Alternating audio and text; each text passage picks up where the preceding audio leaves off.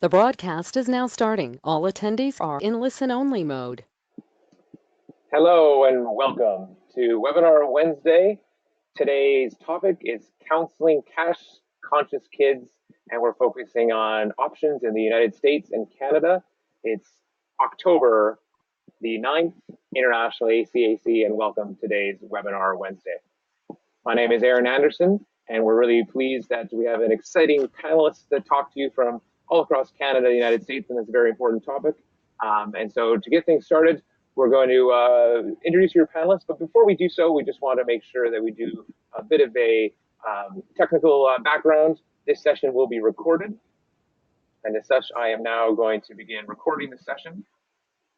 It is recording, and just to make sure that folks are comfortable with the operations, you all have a control panel, which is to your right on the screen, and you'll at certain points will be able to take questions throughout the time, and you can do that there on the screen.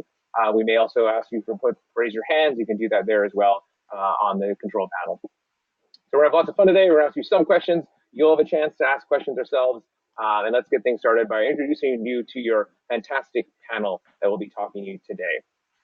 So we have a number of experts from both public and private universities across North America, as well as some independent consultants and counselors that are joining us will provide their perspective as well.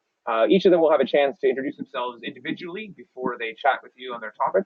So we won't go into a full round of introductions right now, but trust that you are in very, very capable hands. And now we would love to know where you are all joining us from. Now today's topic is Canada and the United States, but we suspect that based on time zones, we have people from all over the place. So here is poll question number 1. I'm going to launch the poll, and you're going to get a chance to tell us where you are joining us from today. There you are. So you have a poll now in front of you. This is your chance to let us know where you are polling, where you're joining us from today. So feel free to look at look out the window if you need to. Maybe you need to look up the phone directory. But give a few more seconds here. Looks like a lot of people have responded. All right, so I'm going to close the poll, and again, of course, sharing the results based on time zones. Still pretty late in Europe, but those of us just waking up in Asia and Oceania are joining us. So great to see many of you on this important topic today. All right. Now, as we often do in any good session of learning and professional development, it's always really interesting to know how much experience everyone has here today. We're not only the experts. We'll get a chance to hear from you a little bit. But for now, let's ask another classic poll question.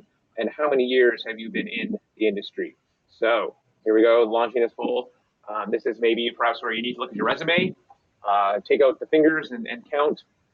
But this could be, we'll say both sides of the desk, if some of you come over to the counseling side more recently. How many total years have you worked in the field of admissions? And just give another second or so. And as you're thinking about this, we'll ask everyone to wave. You saw people's pictures on the slide before, but now you're also watching us. One of the great things about International ACAC webinars, you always get to see our smiling faces. What other webinars can you always promise that for? All right, so let's close the poll, share the results. And there we are. This is interesting to see. About half of you are 8 or 10 years more, and I would say that's an experienced group here. So please, by all means, keep us honest. And if there's additional tips or tactics in our sort of last 10, 15 minutes today, that'll be a chance for you to share some of your tips and tactics as well. All right. So again, this session is going to be recorded. So by all means, if you feel that you're missing something or the slides are going too quickly for you, you can always rewatch this again. We do have quite a bit of content between America and Canada and some additional notes to get through. So we won't take too many moments to pause for questions during the session, but we'll, as I say, we're going to get through everything and try to leave at least 10, 15 minutes at the end for questions. So by all means, just jot those questions down. And so we're going to get started with Dan at Loyal Marymount, talking a little bit about giving some perspective and context in the United States on financial aid. Dan, take it away. Thank you very much, Aaron. Everyone hear me okay? Hopefully everybody can. Again, thanks so much for spending some time with us today. Again, my name is Dan Marshner. I'm Director of International Admission at Loyola Marymount University in Los Angeles, California. I'd like to start off with a little bit of good news for those of you. I'm anticipating that a lot of the audience are currently counselors at schools around the world who are looking to work with some high achieving students who might be looking for ways to afford a university education in the United States or Canada. And so the good news is, at least from the US perspective, that the number of institutions who are awarding financial aid continues to increase, as well as the total financial aid award continues to increase as well. So that's a pretty positive sign, in that a demonstration of interest from institutions around the United States for international students. And certainly something that I would say is a bit of positive news. As you can see, probably the most positive news that I will be sharing in this next few minutes, because I guess I just like to make things difficult for all of you. But anyway, if you look at this, this gives you a sense from, again, these are information from the College Board as well. I work at a private institution, and so just so you're aware, overall, just about 70% of institutions throughout the United States actually do provide need-based financial aid. We'll talk about scholarships as a separate piece of this as well. Actually, at LMU specifically, we do not offer need-based financial aid, but you can see that if you are looking for a place that might offer need-based financial aid, your best bet is probably a private nonprofit institution, just because those are institutions that may have a little more leeway as far as their scholarships and financial aid are concerned.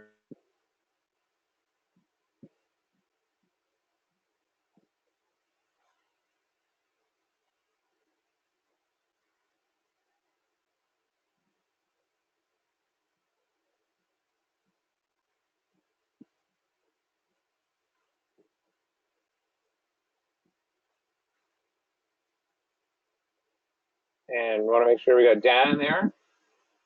Oh.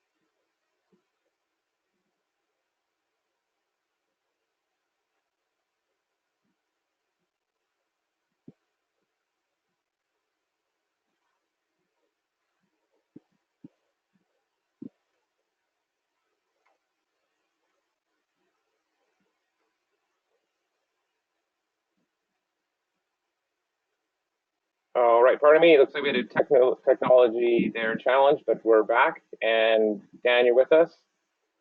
Make sure you're not already. There we go. Pardon me. Actually, can you go back to the previous one, Aaron? So this is an example of a really great resource that Jenny Ken and Jeff Levy have put together, which demonstrates specifically the total cost of attendance, as well as the percentage of students who receive some kind of scholarship or need-based financial aid, and as well as the average award. So again, if you can see, for example, up on the very first line is LMU. So you can see our cost of attendance, which again in California is going to be a little bit higher, as well as our percentage of students receiving financial aid and our average aid award. So this can give you a pretty good sense as far as comparisons are concerned. If you can get a sense of an institution that might be a good fit financially for your student. And I know that Mark will talk a lot more about the idea of finding a best fit in terms of price and connection to a particular student as well. So last thing I mentioned again is just to reinforce the idea of the reality that the vast majority of funding for international students in the US does come from the students themselves. So you can see here, Open Doors specifically cites 65% of sources coming directly from students themselves and 35% coming from students. The sobering reality with this particular statistic is that other resources are a very small percentage of funding for students in the United States. So we do provide a few possible places where students can do scholarship engines and things like that too. But the reality is that there are a limited number of institutions that do provide large amounts of funding for international students. And I'll go ahead and let Sarah talk about some resources. Again, these are resources mainly focused on students before they arrive in the U.S. But Sarah will talk a little more about opportunities for students while they're on campus. Thanks again for being here. Great, thank you, Dan. I, as mentioned, am Sarah. I work with our first-year prospective international students at Georgia Tech. I apologize for having a glitch with my video cam, but if you want to see what I look like, thankfully there is a picture on the first slide that you can go back and see. At Georgia Tech, we are, like many institutions in the US, especially public institutions in the US, simply unable, unfortunately, to offer scholarships and financial aid to international students. And so a lot of the conversations that we have with all students at Georgia Tech, but especially international students, revolve around ways to supplement that cost of attendance. And we kind of call that creative ways to pay when we talk about it, because it's maybe some of those non-traditional ways to bring additional funding to that cost of attendance rather than just relying on scholarship and financial aid from a given institution. A couple of things that might be available to students to consider would be a payment option or a loan option. Thinking about individual institutions, every bursary or office, the business office on a college campus is going to provide payment options for their students. That might mean spreading out tuition payment over 12 months, even though you're only enrolled in school over 9 months, to make that monthly payment a little bit more manageable for your family. And when we talk about loans, we recommend them, but cautiously. We say small and reasonable loans that you know you're in a position to be able to pay back and that will pay for themselves are good. Taking out a whole loan to pay for your entire cost of attendance is not a wise move, and we would never counsel a student in that direction. Outside scholarships, I know that a lot of your students are searching for those now at the onset of choosing colleges, but that's something that they should continue to search for after they're enrolled and continue to apply for any of those outside scholarships they can find during and throughout their enrollment in university.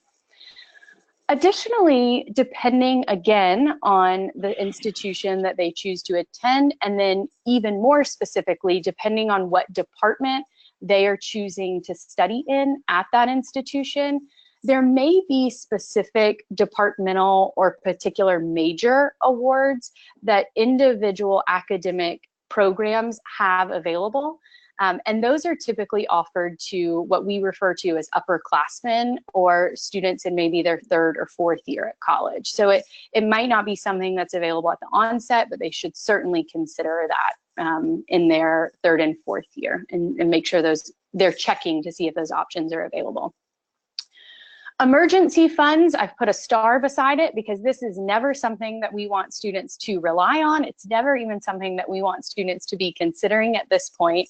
But I do want to make you aware that many institutions have emergency funds that really their purpose is temporary, and it's for students, particularly international students, for whom their family has had a major shift in financial circumstances. So we never hope this is an opportunity that students have to rely upon, but a lot of times for your currently enrolled students, this is something that is available to you in case they contact you and say, what do I do? Advise them to reach out to either the International Programs Office or the business office at their institution to see what kind of emergency funding is available. Finally, make sure that your students are considering pathway programs when cost is a major consideration for them. Again, university dependent, but each institution often has some prescribed pathway program, and that may involve 2 years at, say, a community college in the US or 2 years at an institution in their home country prior to transferring in to ultimately receive that same degree that they were hoping for.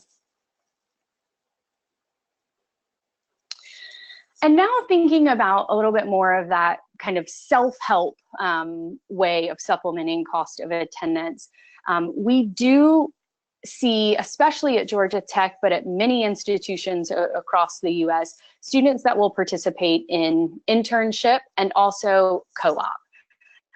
How that works, the model is any semester that a student is participating in an internship or a co-op, they are working full-time and they are not enrolled in any coursework aside from the internship or co-op program. So what that means is the student is not paying tuition any given semester that they're participating in an internship or co-op, and instead they're making a pretty solid full-time income. They're being paid for that full-time work that they're doing, coming away with a good chunk of money that can help pay for the next semester that they're back enrolled in coursework on campus.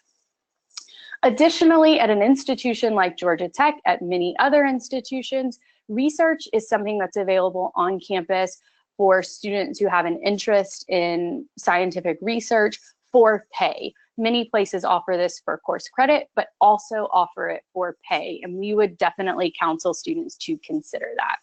I should note with each of these 4 options you see on the screen, internship, co-op, research, and on-campus job, for your F1 visa or international students who are coming to the United States on a student visa, one of the privileges of that visa is OPT and CPT, which basically is an allowance for them to be able to work for pay in one of these capacities or in some of these roles. So this is something that international students can do. And then finally, while many of your students would be studying abroad by studying in the United States on the onset, if they are also interested in taking advantage of the study abroad opportunities provided by the institution, in many cases, that reduces tuition fees and cost of attendance for any semester that they're choosing to study abroad. At many public institutions, the cost of any semester a student is studying abroad is actually a lot closer to that in-state tuition cost that a student from the state would be paying. So if any of your students have an interest in perhaps multiple study abroad experiences, that's a good way of thinking about making a more affordable semester. And then ultimately, we want all of our students to truly think about outcomes and ultimately that return on investment. While considering whether or not to make a large financial stretch as a family to send a student to college, we would say use these tools available to you and resources to check for outcomes or return on investment at any institution your student is considering. So for instance, if your student is trying to decide whether to make something work financially or to go with a more affordable option, they may want to check both of those institutions on the PayScale's return on investment tool, or either go directly to that institution's website, maybe career services website, maybe particular academic program website, and see what the outcomes are for that student. A lot of those websites or web pages will have information about employment statistics at the point of graduation. They will also have information about average starting salaries from students from that field of study at that institution. And really, really good websites will even include that information aggregated out for international students specifically. So be aware that those are tools that your students can be checking out as well. And I will pass it over to Susan. Great, Right. Thanks, Sarah. Thank you, Dan and Sarah, and some very helpful resources there, and certainly setting up our counselors for some important discussions with their students. And so as we go from the United States, head to the north, and Susan will talk a little bit about Canada and some resources for talking about financial aid there. Great, thanks, Aaron. So my name is Susan Presuth. I'm the Associate Director of Student Recruitment at Simon Fraser University. Before we dive into the Canadian financial aid opportunities, I thought we could start with some general facts about Canada. So Aaron, if you want to go into the map. So for those of you who attended the last NACAT conference, if you stopped by the Canada booth, this map is probably very familiar. We have 10 provinces in Canada and 3 territories. And based on landmass, Canada is the second largest country in the world. However, our entire population is only 38 million. And despite how much land we have, we only have 96 public universities and a handful of private universities. And all of our public institutions are mandated by the respective provincial government and follow provincial Ministry of Education standards. So the quality of education across Canada is pretty consistent. Canada has also been ranked the second most welcoming country in the world for international students. And in 2018, over 720,000 international students at all levels, so that's from kindergarten to university, studied in Canada. So on the next slide here, to help me with today's presentation, I surveyed 10 public institutions across Canada. So I just want to say thank you to those who participated in the survey. And then now I'm going to touch briefly on admission requirements. So these are just general admission requirements for Canadian public institutions. So academic performance remains the most important factor when applying to the Canadian universities surveyed. And some of those universities or some of their particular programs within the universities will require a personal profile or an interview portfolio. But for the most part, most of the universities' academic results are all that's required. But one important thing to note is that when a student's financial aid status is not considered during the admission process. So we don't collect financial information at the admission application. And so you can say that admission in Canada is a needs-blind process. So it's only when a student is applying for a needs-based award when an institution collects financial information. So this all comes back to the fact that most Canadian universities are public and the tuition is already subsidized by the respective provincial government.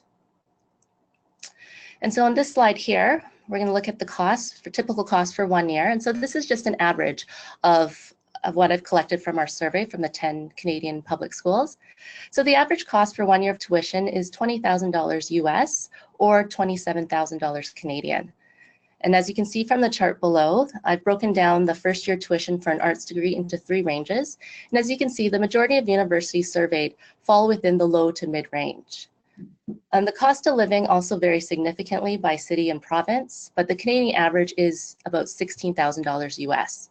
And this cost includes accommodation, food, transportation, entertainment, and also just personal spending. So overall, it's about $36,000 US for 1 year tuition and living expenses. Again, this is an average of all the universities that's been surveyed. So really, depending on the city and the province, tuition and living expenses can be very affordable. So such as over in New Brunswick at St. Thomas University, where their tuition and living expenses is a total of $20,000 US per year. But if you are planning on attending a larger university in, say, for example, the Greater Toronto area, the total cost of living and tuition would be on the higher end of the scale. Now on our next slide, we're just going to start talking about the different awards and scholarships that the Canadian University Surveyed offers. So merit-based awards are generally available. Some are offered automatically while others require an application. Options for need-based awards will also vary by institution. And athletic awards are also generally available, but the amounts and the number of offerings will also vary by institution. If you are working with US students, most Canadian institutions will accept the FAFSA student loans, but not the Pell Grant. And so I encourage you to really connect with your university representative just to confirm if they accept FAFSA or not. And if you are working abroad and working with some Canadian students who want to return back to Canada for post-secondary, Canadian students can also apply for student loans from their home province. Now for our survey results, we'll go into a little bit of a deeper dive here. So one of the questions I asked was, is there an application required for international students for merit-based awards? So 20%, so 2 of the 10 universities did say yes. So SFU and St. Thomas University, for all of their merit-based awards, an application was required. And so SFU has their undergraduate scholars program, which is a full scholarship program, and St. Thomas has their Chancellor Scholarship, which is a full scholarship as well. About 40%, so 4 of the 10 schools, said no, that there's no application required. So all students are automatically considered. And so this was Manitoba, Bishops, Waterloo, and UBC. And then we have 4 universities, McGill, Concordia, Toronto, and Alberta. So they both have a yes-no kind of option. So for their lower value awards, all students are automatically considered for their merit-based awards. But for their higher value scholarships, they do require an application. So Concordia has their Presidential Award, which is valued at $35,000. University of Alberta has their Global Citizen Scholarship, which is a full international scholarship. And then the University of Toronto has their Pearson Scholarship, which is also a full international scholarship. And this requires a school nomination plus an application. And then the next question I asked was, does your institution offer need-based awards to international students? So if you see in the middle column there, so 50% said no, they don't offer any type of needs-based awards. And one of the schools also only offers needs-based awards after enrollment. But there are 40% of schools that do offer needs-based awards, and these amounts will vary. They'll start from anywhere from $1,000 to cover living expenses, and then also to full scholarship. So UBC's International Leaders of Tomorrow Award is a very generous award that covers full need for up to 4 years of study. And then lastly, we have our athletic awards. So most Canadian institutions will follow the U Sport regulations. So U Sport's a national governing body of university sports in Canada. And as per their regulations, the maximum dollar value cannot exceed the cost of domestic tuition and fees. SFU, on the other hand, our funding model is different because we're the only Canadian institution that competes in the NCAA. So we're budgeted to offer both partial and full scholarships to both domestic and international students. So merit-based, need-based, and athletic awards offerings for international students will vary by institution. So I really encourage you to contact the universities for their specific offerings, for their application requirements and their deadlines. The International ACAC Directory is a great place to find these university contacts. So now I'm going to pass it on to Kaylee, who's going to speak about financial aid options after enrollment.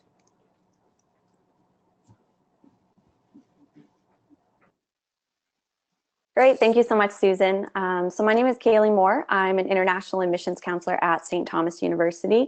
We are a small public, exclusively liberal arts university on the east coast of Canada. So I actually grew up in the United States and attended St. Thomas myself. I graduated about 6 years ago. And so I went through the application and financial aid process in both the US and Canada. So I'm really happy to be on this panel. So I'm going to talk about opportunities that are available to your students once they arrive in Canada. I do want to start out by saying that the majority of the funding that your student is going to need to cover their studies while they're in Canada needs to be arranged before coming. In order to even qualify for a Canadian study permit, the student does need to submit proof of funding.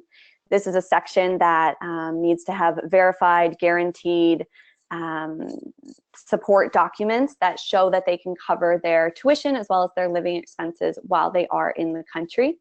The explanation of getting a job while in Canada is actually not sufficient proof for the proof of funding section. So just something to note that most funding does need to be arranged prior to coming to Canada, and that can be in the form of merit-based bursaries, scholarships, awards, and loans, as Susan mentioned. So once your student does get to Canada, there are additional ways that they can earn some pocket money, spending money, cover some of their expenses. This would be working on and off campus in Canada. Something I really enjoyed while I was an international student is I was able to have internships and on campus as well as off campus opportunities while in the country. So students can work on or off campus as long as the study permit has the condition on it stating that this is possible. If a student doesn't have the condition stating that they can work off campus on their study permit, but they feel that they are eligible for that, it's as easy as submitting an amendment to Immigration, Refugees, and Citizenship Canada to have that condition added to their study permit. So students can typically work up to 20 hours per week off campus while courses are regularly in session, and then they can work full-time about 40 hours per week during any scheduled breaks such as summers or holiday breaks. One important thing we hear from students is they want to come earlier in the summer before they begin their first semester so they can get a jump start on working. This is actually not possible. Students cannot start working in Canada until they've begun their studies. If your student is looking at a co-op or an internship opportunity, which is a signature part of the Canadian education system, is its focus on experiential learning, then they would have to apply for the co-op work permit. So this is a separate application if they already have their study permit, or if they know that a co-op or internship placement is required to complete their degree, diploma, or certificate in Canada, then they can actually apply for that co-op work permit at the same time as applying for their study permit. They would just pay the study permit fee while they apply. I do want to note that the Government of Canada website, the cic.gc.ca website link, which is sourced at the bottom of this slide, is your best resource and your best friend if you are looking for any information about immigration, study permits, work permits in Canada. So we always recommend students refer to that link for updated conditions and requirements for their permits. That's also the same web link where they can apply for their study permit or work permits, co-op work permits when they're in Canada or coming. Another opportunity, just on the last slide there, was in-program scholarships, awards, and prizes. So these would be available to students, again, depending on their institution and what programs they're in.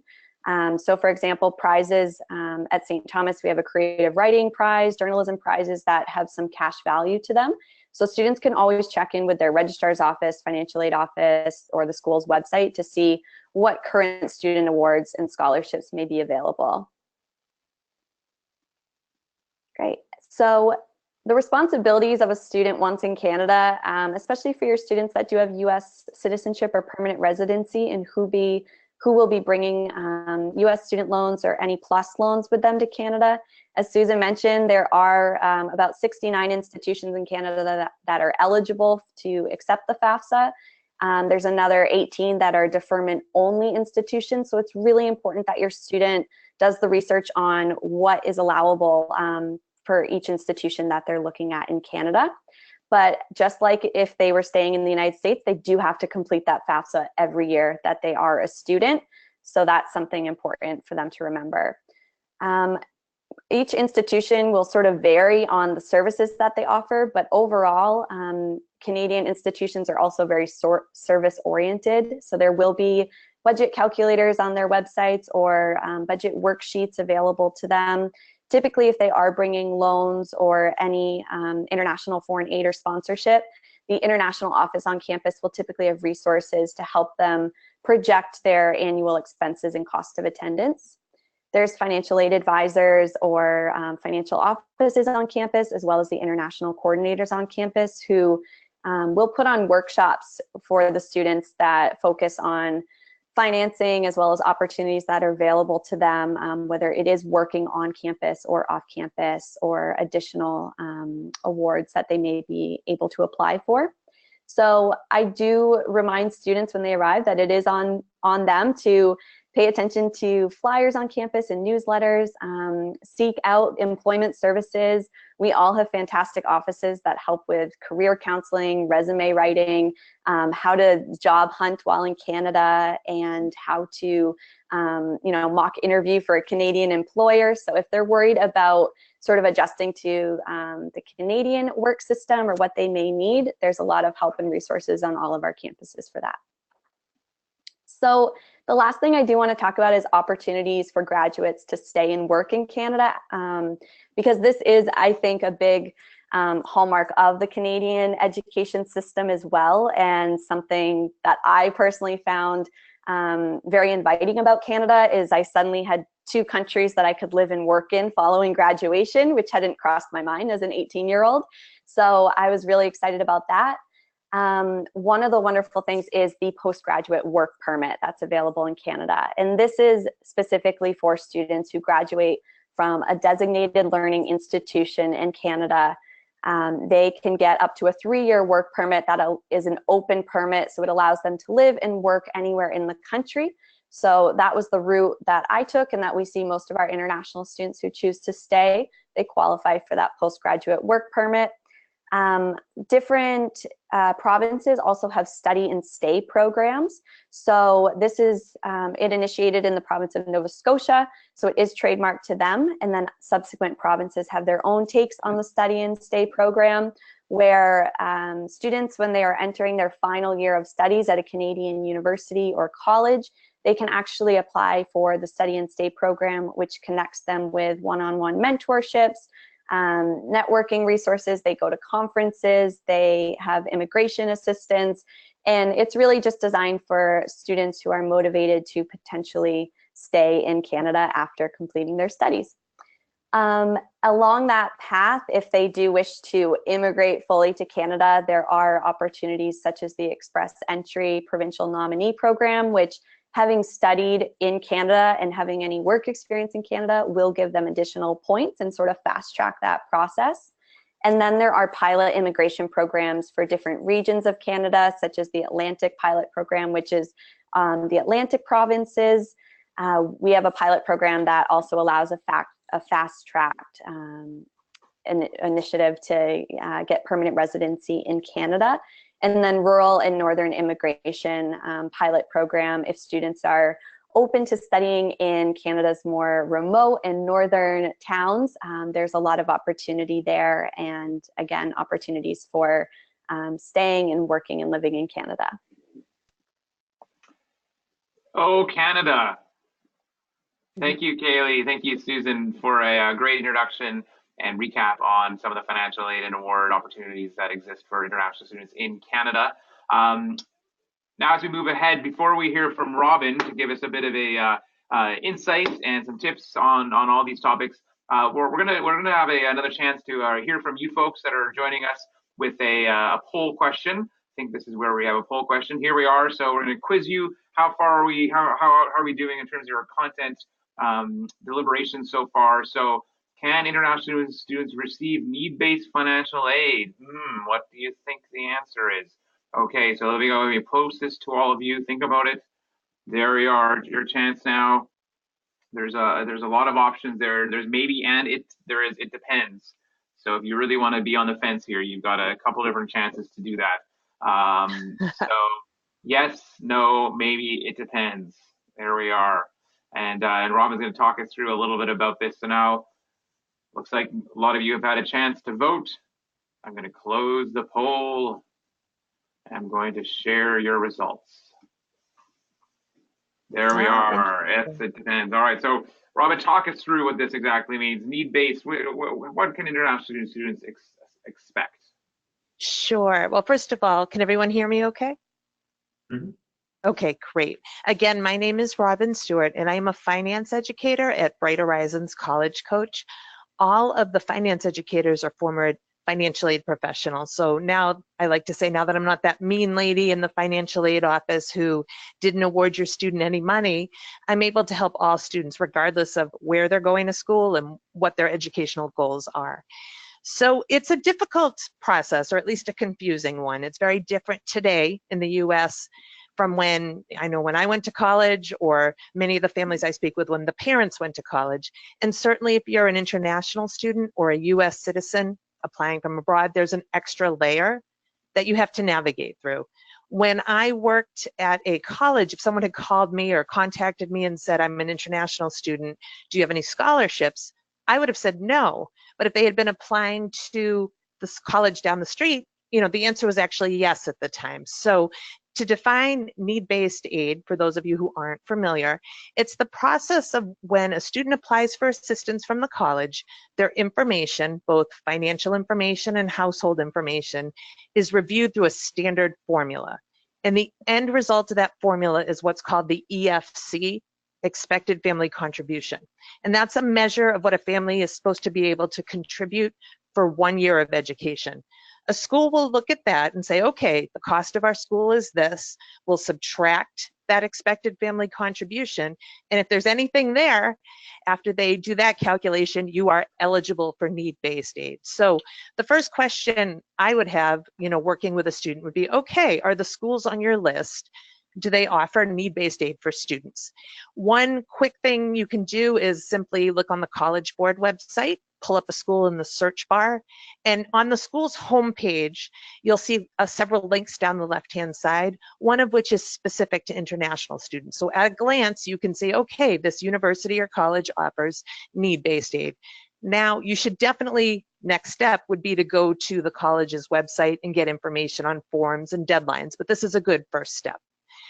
On each of the college's websites in the US, they have net price calculators, these tools that families are supposed to be able to use to give them an indication of what they could expect if they were to apply for financial aid at that college. Now, these are not good tools for international students. In fact, many of the colleges' websites will specifically say on their site, you know, these are for US citizens, permanent residents. So one of the suggestions that I have for families would be to go to the College Board website again, and I believe we have this link on the resource slide in the presentation, run the expected family contribution calculator there, and run it for IM. There's a little box you can check that stands for institutional methodology, and I'll explain what that is on the next slide. Sarah and Kaylee had mentioned some great financial literacy tools on different websites, and I couldn't agree more. As an international student, the idea is to take advantage of some of these tools so that you're able to really get at what the true cost of attendance is going to be. A cost of attendance looks at tuition fees, room, board, books, and supplies. But as an international student, there are other things to consider: a visa application, CVIS registration, immunizations. If you don't go home in the summer, you're going to have to live and eat somewhere. So there are other costs associated. And the idea is to truly understand what it will cost you at a particular institution. And I know we talked about loans at the beginning of the presentation, but I just want to mention, so international students are not able to take advantage of the US federal loan program for students. However, a school may offer institutional loans for students who are not able to take advantage of the federal program. Additionally, on some of the financial aid websites, you may see information about historical lenders. So lenders that have the school has processed loans through in the past.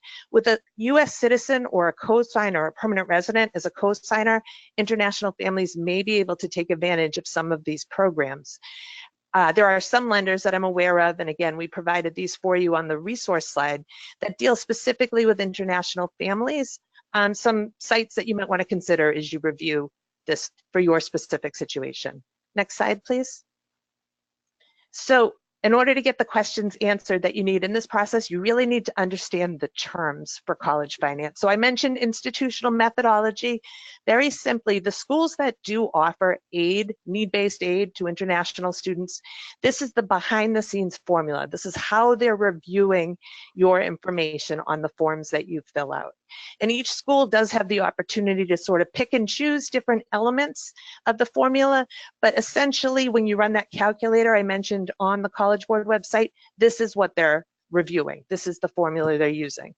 Now, if you are eligible for need-based aid, you may think, well, great, I'm going to apply to schools that meet full demonstrated need, right? That'll be the best option for me if I don't have the funding.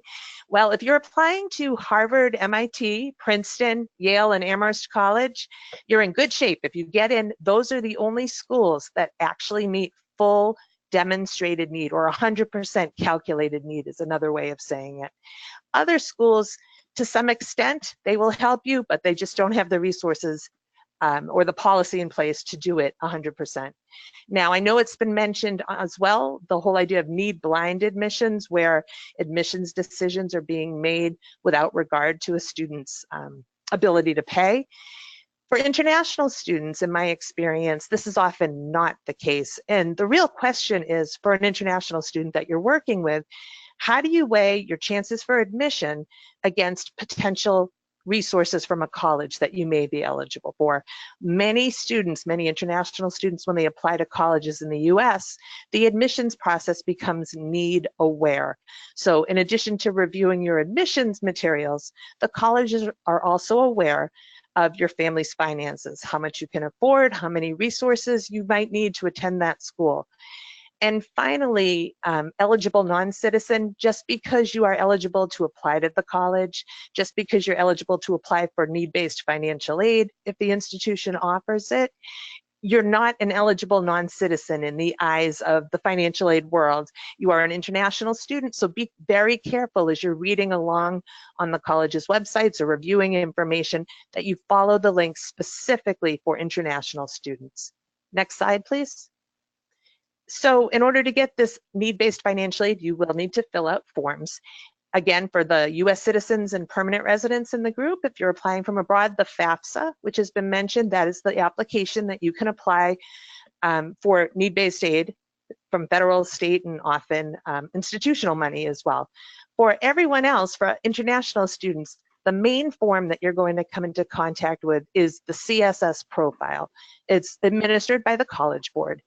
There is a great tutorial down the bottom of the College Board website when you go to fill out the form that actually has a lot of questions that sort of trip up international students. I would encourage you all to check it out. Quickly about the form, there is a fee associated with filing the form. And you can, if you have a student who's not in a position to afford the fee, check with the college to see if there's a fee payment code available.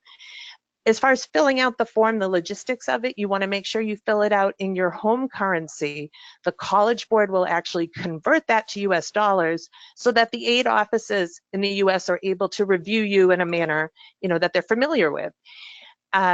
As far as another form you may come into contact with, so either in addition to the CSS profile or instead of, might be the International Student Financial Aid application. So this is a form that's found directly on the college's website. It's either a PDF or a paper, and you return it directly to the college itself. You complete it in your home currency.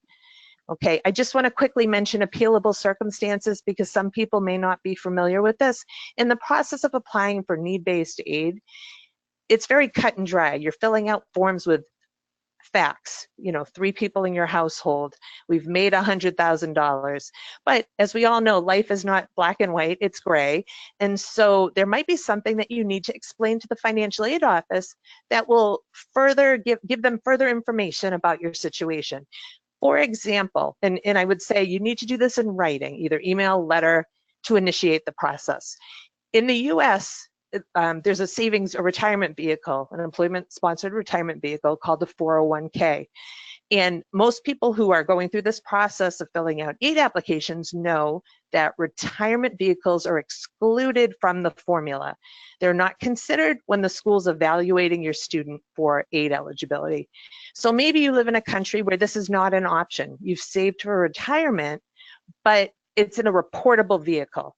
That would be an example of something specific to your household that you could present to the school.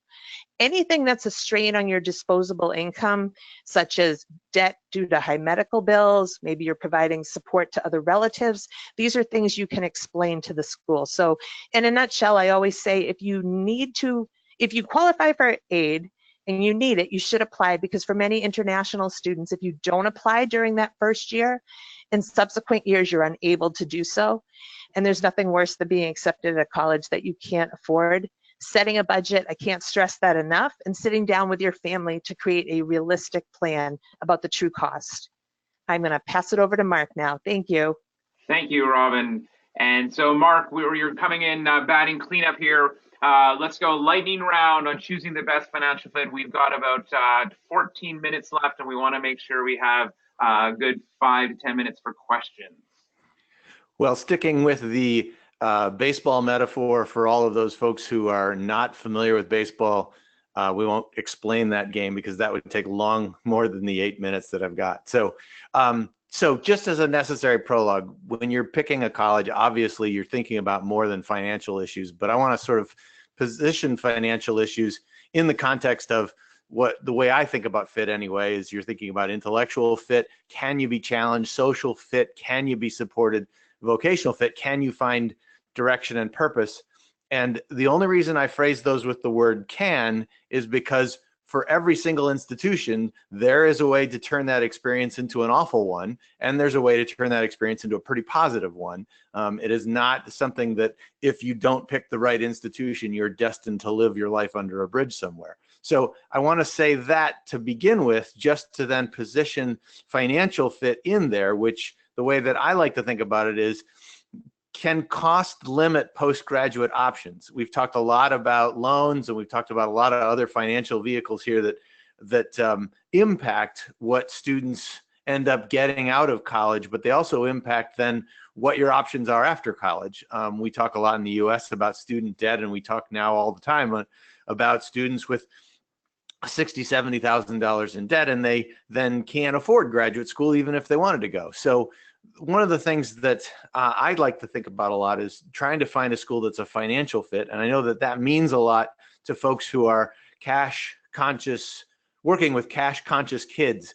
I will say that never again as quickly as I said it just now, but to make that a possibility, the goal then here is how do you find that financial fit? So what I want to talk a little bit about is some ways that you might sort of navigate the system. So the way that American institutions really think about financial aid under the radar is they really think about need and merit on this graph.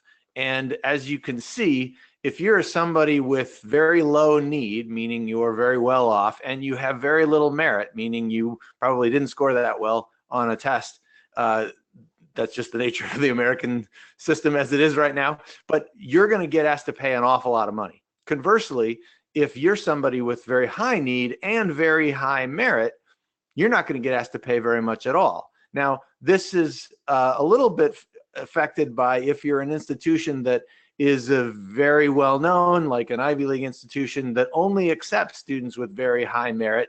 Obviously, that shapes this, but the rest of the institutions in the United States aren't rolling in the dough quite so much these days, nor are they really rolling in students. And so many institutions, in fact, especially outside of that elite set of institutions or that super selective set of institutions, are this whole other set of colleges and universities in the US where virtually every student is receiving some financial aid.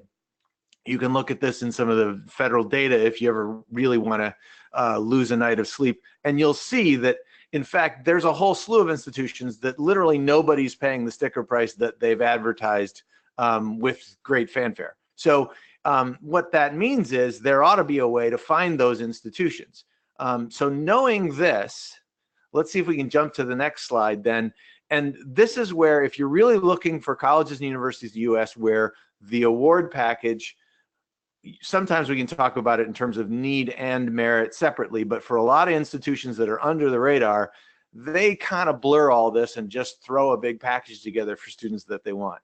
If you use the US News rankings as a sort of organizing metric, or some of the other rankings that are about the same, all the same schools show up in virtually the same order. We won't get into that in this podcast, but essentially as the rankings go down, the merit aid goes up. So if you look at a school that's number 10 on a national ranking, the amount of aid you're going to get, unless you're the elitist of the elite, is pretty small. But if you're looking at a school that's ranked 100 and you're a very strong student, suddenly they're going to toss cash at you because they want more students. And they want more students like you. And that's just the nature of how this thing is played out in American higher education. So if you're looking for institutions that are going to be giving out more larger aid packages, whether you mix it with need and merit, or whether you just want to think about it as merit because of all the need issues that that Robin just talked about, really think about the fact that there really are a whole bunch of institutions in the US that aren't on the national radar, that still do a very good job of educating students and graduating students, and those students get jobs and do quite well.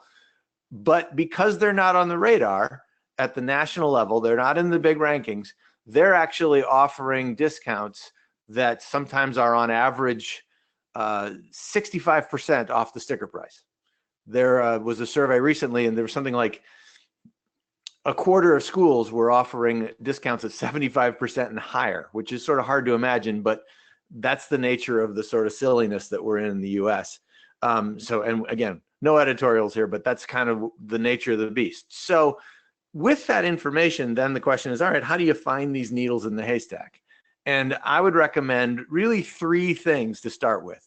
First, start by looking down the list. Just let's use US News as rankings as an organizing factor. If you want to use the Wall Street Journal ranking or international, whatever it is, use a ranking system and then just go way down to the 3rd or 4th page.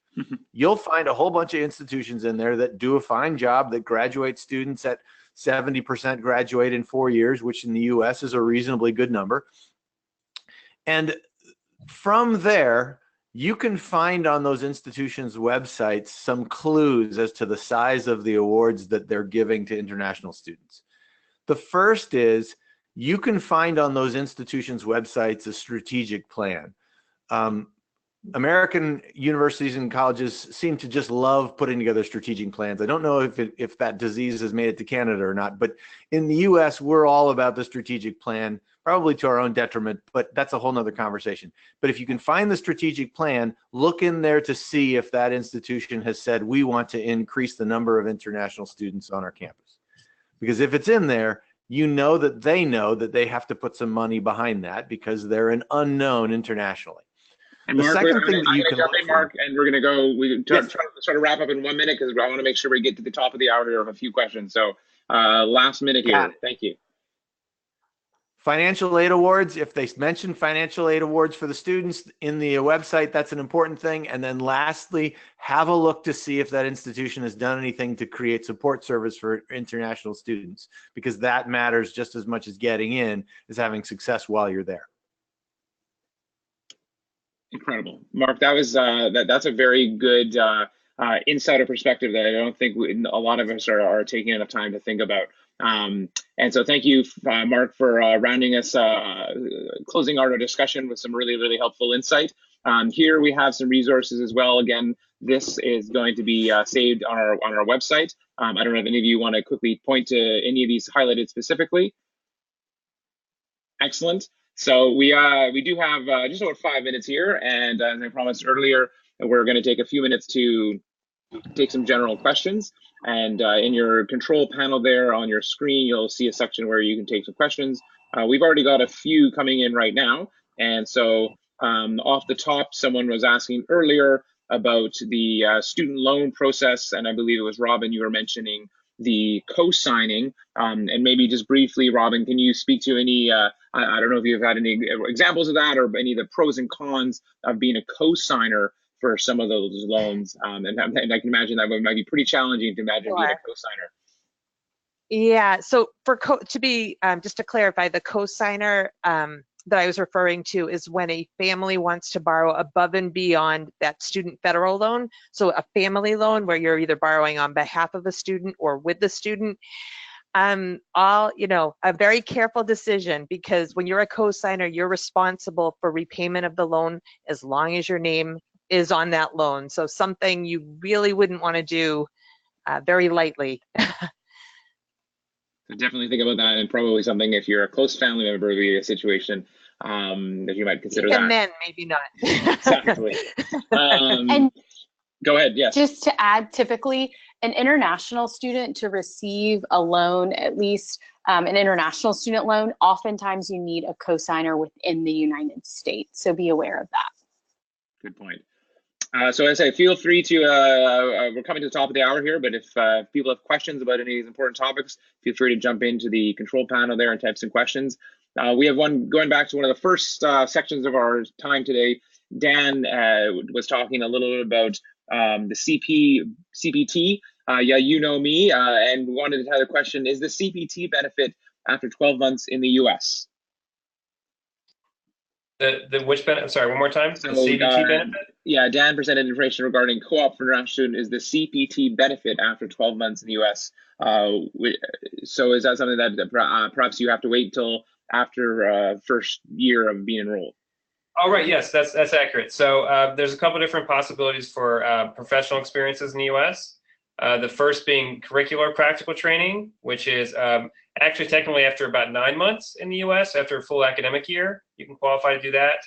And then optional practical training, you can qualify after you complete a degree. Any major at all, you can do up to a year's worth of professional experiences. And if you have a STEM field specifically, so science, technology, engineering, math, you can do up to almost 3 years of professional experience after completing that degree. Excellent. And we should add that, much like Kaylee was mentioning, for all of those options that we spoke about for after enrollment in the US, you have to prove and demonstrate financial ability to pay prior to receiving your visa. Very good point. It's not something necessarily you can rely on for when that visa application, whether it's Canada or the United States.